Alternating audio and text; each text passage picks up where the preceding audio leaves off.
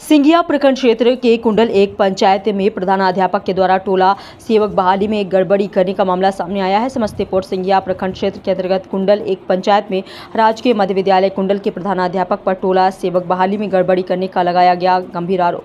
बताते चले राजू पासवान पिता मिथिलेश पासवान के द्वारा टोला सेवक बहाली में गड़बड़ी को लेकर प्रधानाध्यापक के विरुद्ध जिला शिक्षा पदाधिकारी और प्रखंड शिक्षा पदाधिकारी को लिखित आवेदन देकर गुहार लगाया गया है।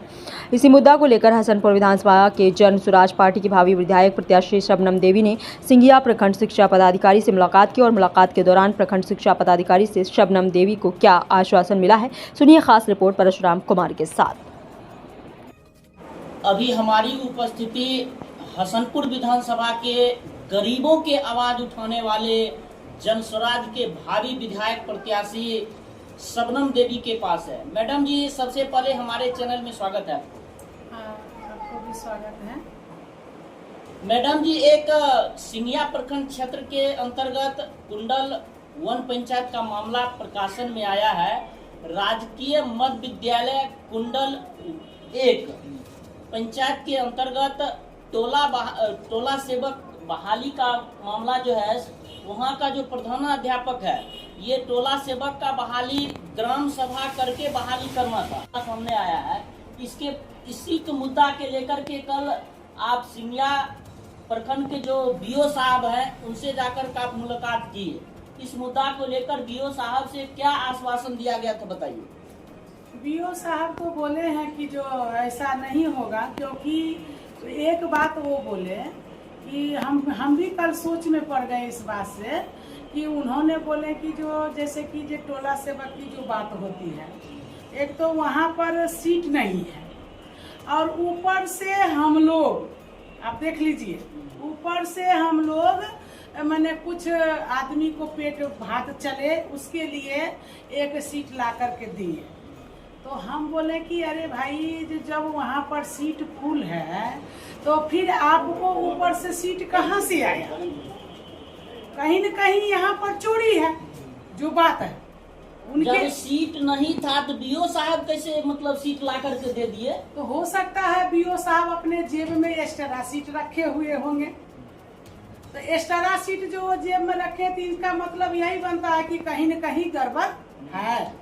अपना वो मनमानी के लिए अपने, जैसे कि जो पब्लिक को जानकारी नहीं दिए, कुछ बहाली आया और 2-4 बहाली, जैसे 15 बहाली आया, ठीक है, 15 गो वार्ड है जो पंचायत में, तो हमने 15 बहाली किए।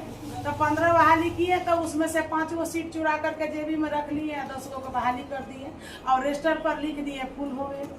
अब ये 5 गो जो सीट जो बच गया, तो उसी में से नहीं आपको माल कमाने का मौका मिलेगा।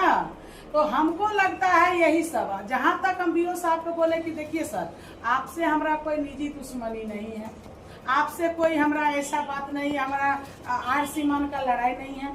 हमको सिर्फ आप पदाधिकारी हैं, बीओ हैं, आपसे लोग का मैंने रहता है, सहानुभूति रहता है कि हमारे सर आए हैं तो वो सही काम करेंगे। तो हम इसीलिए आपके पास में आए हैं कि जो आप जो बहाली 9 नंबर वार्ड कुंडल पंचायत में जो किए हैं टोला सेवक का, तो बहाली किए हैं, उसके लिए हमको दिक्कत नहीं है। आपको जिसका मर्जी है उसको बहाली कीजिए, लेकिन कुछ सरकार की चिट्ठी इसमें आ रही है कि जिसका ज्यादा मार्क शीट होगा हम उस पर बहाली करेंगे। तो आप मार्ग सीट को न, जब सरकार को जो चिट्ठी को मद्देनजर रखते हुए, तो आपको आम सभा कराना पड़ेगा वार्ड में, और आम सभा में तब न देखा जाएगा कि जो भाई ये जो 9 नंबर वार्ड में आम सभा हो और आम सभा में सबसे ज्यादा मार्क सीट वाला कौन है, योग्य अभ्यर्थी को मतलब मौका मिले। हाँ, उनको मैंने मिलना चाहिए। तो आप एक तरफ सरकार का चिट्ठी का फॉलो भी करते हैं, दूसरे तरफ जिसका कम मैंने मार्कशीट है उसको बहाली करते हैं और बेसी वाला को आप नहीं करते हैं। कहने का मतलब ये है। तीसरा नंबर कि जो ये तभी ये होता है, ये बहाली तब होता है कि जब ये हमने रजिस्टर पर ही हमने आम सभा कर लिया, सीता गीता रीता पविता मिता जी करके भेज दिए, कर दिए एक रजिस्टर पर, और बीओ साहब थे और हमारे स्कूल का हेडमास्टर थे और जो लड़का से जिससे हमने पैसा लिया उसको समक्ष में ये सब कर दिए और सरकार को दिखा दिए कि हमने आम सभा कर लिए और पैसा लेकर तो उनको बहाली कर दिए। तब ये बहाली होता है। और नहीं तो बीओ साहब सही करना चाहते हैं तो वो एलाउंस करवावे एक 9 वार्ड में कुंडल में, और एलाउंस करा करके और सभी जो लाभार्थी हैं उनको खबर करे वार्ड सदस्य कि आज में टोला सेवक की बहाली है, जो जो पढ़ा लिखा आदमी है सब अपना सर्टिफिकेट जमा करो, हम लोग देखेंगे, हमारे बीओ साहब देखेंगे कि किसको ज्यादा मार्कशीट है, जिसको ज्यादा होगा उसको होगा। यहाँ पर तो पैसा की तो जरूरत नहीं है। तो ऐसा जो हमारा बीओ साहब करते तब तो उसको मनी नहीं मिलता, क्योंकि होता तो स्वतंत्र जिसका ज्यादा है उसको मिल गया नौकरी, बात खत्म है। सब मिल करके साइन कर देता, आम सभा में पारित हो गया, बात खत्म। क्योंकि हम भी तो मुखिया रह चुके हैं, हम भी तो बहुत ऐसा कारनामा कर चुके हैं ना, हमको तो पता है मियाँ का दौर माजी।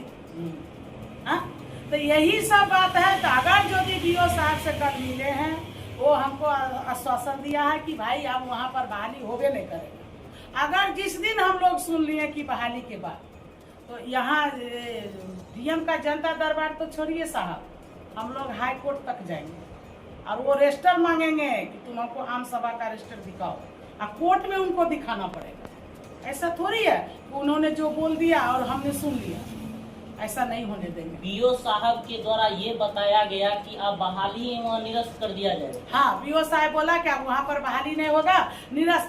सुन रहे हैं कि सुबह से ही लड्डू बांटा जा रहा है। भैया ये कहीं न कहीं तो गड़बड़ है। एक तरफ वो आश्वासन देते हैं, हर पब्लिक को दिया, जितना भी लोग मिला है उनको यही बात बोले, हमको भी यही बात बोले, और एक तरफ हम ये नहीं कहते हैं कि जिनको वो नौकरी दिया तो क्यों दिया, ऐसा नहीं है। लेकिन जो चिट्ठी को आप फॉलो कर रहे हैं, सरकार को नियम को कानून को आप जो फॉलो कर रहे हैं